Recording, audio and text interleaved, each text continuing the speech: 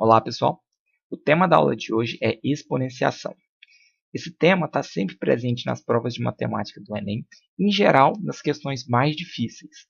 Por isso, a gente vai dar uma olhada com calma e vai entender as principais propriedades que a gente precisa saber para resolver tranquilamente essas questões que geralmente são as mais difíceis da prova. Vamos lá! Nossa aula vai começar com uma questão do Enem de 2009, é a questão 138.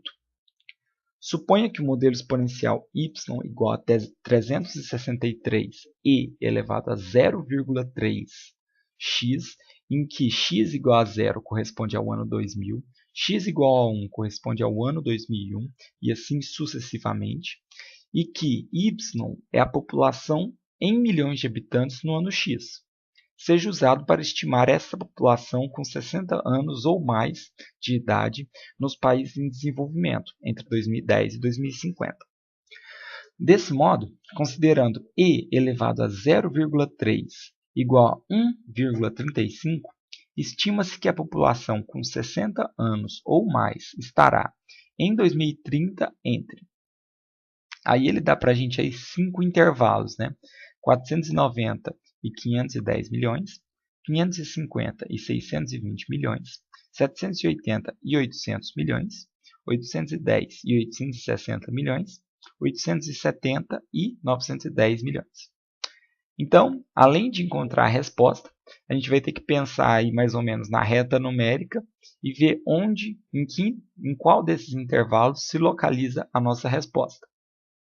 Antes disso, vamos dar uma olhada então no conteúdo de exponenciação, né? O que é importante a gente saber sobre exponenciação?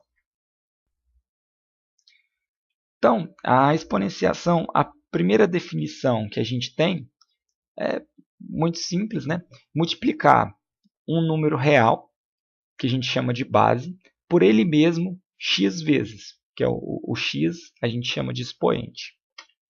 Então, eu tenho aí 3 elevado a 2, né?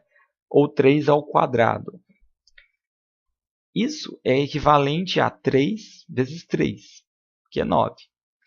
Nessa exponencial, eu chamo o 3 de base e 2 de expoente, certo? Usando algo similar, a gente pode definir o que a gente chama de função exponencial. Função exponencial é um tipo especial de função, onde ao invés de um expoente constante, a gente tem uma variável no expoente. Ou seja, ao invés de ter 3 ao quadrado, eu tenho 3 elevado a x, onde esse x pode ser um x qualquer, pode ser 10, 100, 1000, certo? E aí a gente pode avaliar o valor de 3 elevado a algum número para qualquer número real, certo? Vamos dar uma olhada em algumas propriedades que as exponenciais têm. As propriedades das exponenciais são um dos pontos mais relevantes da exponencial quando a gente está pensando em Enem ou vestibular. Por quê? Geralmente a gente tem várias questões que envolvem exponencial, mas não de forma direta. Você tem que ter principalmente um conhecimento de propriedades do que você pode fazer com exponencial, mas você não precisa necessariamente saber fazer outras coisas, né? Só precisa conhecer o básico, que é esse básico que a gente vai apresentar aqui agora. Então, primeira propriedade, multiplicação de potências de bases iguais. Quando você tem duas potências, duas exponenciais, com as bases iguais, sendo multiplicadas, o que você vai fazer para obter o resultado? O resultado ele vai ter a mesma base das duas potências e o expoente desse resultado vai ser a soma dos outros dois. Ou seja, a elevado a m vezes a elevado a n é a elevado a m mais n, certo? Divisão de potências de bases iguais. Análogo à multiplicação, só que ao invés de somar os expoentes, a gente vai subtrair os expoentes. Então, a elevado a m dividido por a elevado a n vai ter como resultado a elevado a m menos n. Nesse caso, tem uma observação importante, que a base ela não pode ser nula.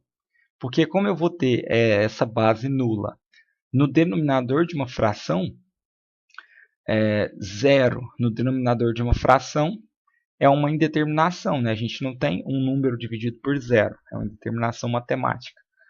Então, a base não pode ser zero nesse caso de divisão de potências. Potência de potência, né? Como que é isso? Para obter o resultado, a gente mantém a base e multiplica os expoentes. Ou seja, se eu tenho a elevado a m e isso tudo elevado a n, o resultado final é simplesmente a elevado a m vezes n, né? Porque eu vou estar elevando a elevado a m n vezes, né? Então, a potência de frações. Se eu tenho b sobre a elevado a n, eu posso elevar o numerador e o denominador separadamente. Ou seja, b sobre a elevado a n é o mesmo que b elevado a n dividido por a elevado a n. Certo? Expoente negativo. Quando a gente tem um expoente negativo, a gente não faz a elevação, a potenciação de forma direta. A gente tem que ter um passo antes. Esse passo é inverter a base e aí você eleva ela normalmente como uma fração. Como que seria isso? Então eu tenho a elevado a menos n, e então isso é equivalente a 1 sobre a, que é o inverso da base, né? Inverso da base elevado a n normalmente, certo? Se eu tenho uma fração, por exemplo, 3 sobre 2 elevado a menos n, isso é equivalente a 2 sobre 3 elevado a n, certo? Dessas propriedades, dessas 5 propriedades aí que eu apresentei, não tem muito o que se provar, não tem muito o que se entender. É simplesmente isso aí. Então, é importante que o aluno vá para o Enem com isso em mente, né? Que o aluno tenha decorado isso mesmo. Porque muitas coisas o Enem apresenta na prova, né? Certas coisas você não precisa saber, digamos assim, de fato, porque as questões do Enem elas tendem a ser bem contextualizadas e às vezes apresentar conteúdo para a gente. Mas esse é o tipo de conteúdo que não é apresentado numa prova do Enem. É esperado que o aluno vá para a prova tendo, no mínimo, essas propriedades em mente sobre as exponenciais. Outras propriedades bem importantes que o aluno tem que ter em mente ao fazer uma prova do Enem são as propriedades com relação às funções. As funções, nesse caso, eu estou falando só das funções exponenciais, certo? A partir dessas propriedades, a gente consegue deduzir uma série de características do nosso problema. A primeira delas, na verdade, a primeira coisa, né, é a gente definir a nossa função y de x com uma base a e um expoente positivo. A exponencial mais simples que a gente pode ter, né? Y de x é igual a elevado a x, certo? A função y de x vai ser crescente se o a for maior que 1, certo? Isso é muito fácil de ver, né? Se a gente pega um número e multiplica ele por 2, a gente vai ter o dobro dele. Se a gente multiplica por 3, vai ter o triplo dele. Ou seja, se o a for 2, na primeira vez eu vou dobrar o 2. Depois vou dobrar o 2. Vou ter multiplicado já o 2 por 4. E assim sucessivamente. Então, o gráfico de uma função exponencial com o a maior que 1 é um gráfico crescente, né? É esse gráfico aí que vocês estão vendo. Analogamente, se a gente tem a base entre 0 e 1, a nossa exponencial ela é decrescente. Porque se você está multiplicando um número por uma fração, esse número vai sendo dividido aos poucos ou bem rápido, né, dependendo da sua fração. Se eu multiplico 2 por meio, o meu resultado é 1, ou seja, 2 diminuiu. Então, o gráfico resultante é decrescente. E a função y de x é constante se a for igual a 1, certo? Aí esse aí é o gráfico da exponencial decrescente, né? O gráfico que ele vai diminuindo à medida que se aumenta o x.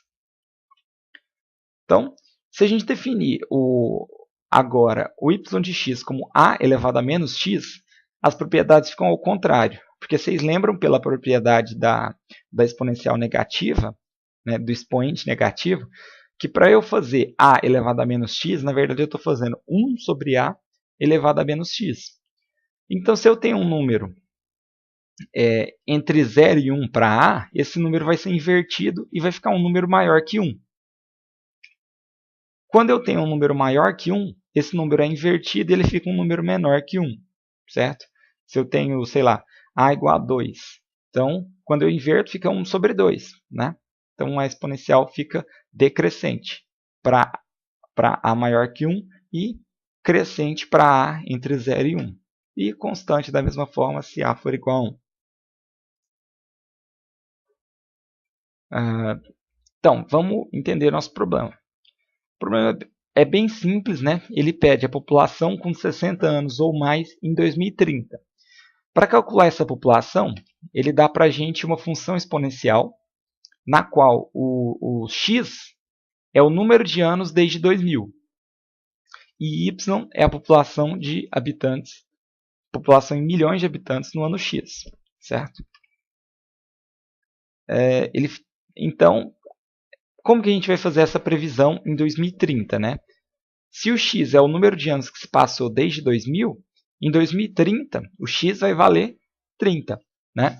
Então a gente vai usar x igual a 30 na função dada.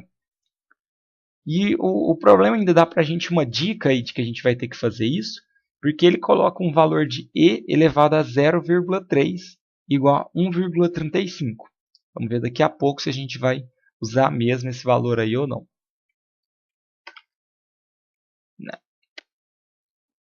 Então, visto tudo isso, vamos ver como que a gente vai fazer a resolução matemática desse problema, né? A gente tem a nossa função, que vai dar a população em milhões, y igual a 363 e elevado a 0,03x. E a gente sabe que a gente quer o valor da função em 2030. Portanto, já que a gente sabe que x é o número de anos que se passaram desde 2000, a gente vai usar o x igual a 30, certo? Então, o y de 30 vai ser 363 vezes e elevado a 0,03 vezes 30. E aí vem aquela questão, né? A gente vai elevar um número a uma potência 30, né? É um número muito grande, principalmente porque na prova do Enem você não vai ter calculadora à mão. Mas aí vem a importância da gente saber as propriedades de exponenciação nessa questão. Porque aí a gente pode separar o 30 como 10 vezes 3, multiplicar esse 10 pelo 0,03, ficando aí com 363 e elevado a 0,3 vezes 3. E aí a gente lembra que a questão deu para a gente o valor de e elevado a 0,3. Então a gente pode usar a propriedade da potência de potência e dizer então que o nosso resultado vai ser e elevado a 0,3 elevado a 3, certo? Como a gente tem o valor de e elevado a 0,3, a resposta vai ser simplesmente 363 vezes 1,35 elevado ao cubo. Lembrando aí que a operação de potência ela tem precedência sobre a multiplicação. Então, antes de multiplicar pelo 363, a gente eleva o 1,35 ao cubo, que é uma potência bem fácil de se fazer, o aluno pode fazer bem rápido, e multiplica pelo 363, tendo aí um resultado de 893,11 milhões. Analisando aí os intervalos das nossas alternativas, o 893 ele é maior que 870 e menor que 910. Portanto, ele está aí no intervalo da letra E, né? Entre 870 e 910 milhões.